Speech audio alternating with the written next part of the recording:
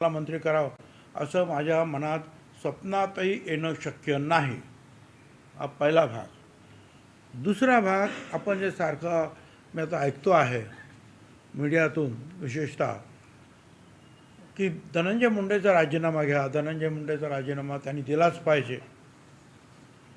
मला याच्यावर सांगायचं आहे की फडणवीसांनी स्पष्ट सांगितलेलं आहे की मी पूर्ण चौकशी करणार आणि चौकशी केल्यानंतर त्याच्यामध्ये जर कोणी काही दोषी जर सापडले, आणि जे जे कोणी दोषी सापडतील, लहान मोठे, ते आका काय काका काय कोण जे काय असतील ते, त्या सगळ्यांवर कारवाई करू. परंतु त्या अगोदरच आपण मुंडेंचा राजीनामा का मागतो आहोत? चौकशीत काही बाहेर आलं आहे का तसं? बरं, तुमच्याकडे जर काही माहिती असेल तशी तर तुम्ही द्या, पोलिसांकडे द्या, ते चौकशी करतील.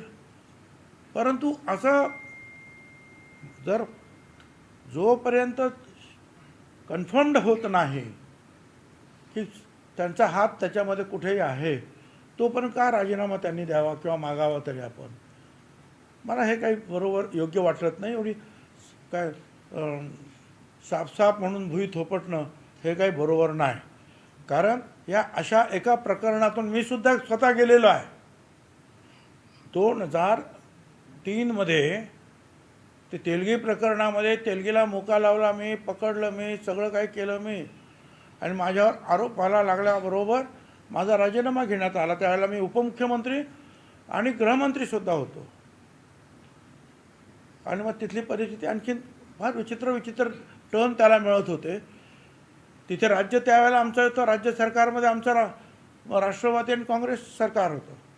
परंतु एकूण परिस्थिती पाहता शेवटी मीच गेलो तिथे, सुप्रीम कोर्टामध्ये प्रयत्न केले आणि सुप्रीम कोर्टाच्या माध्यमातून ती केस जी आहे इथून CBIला नेली.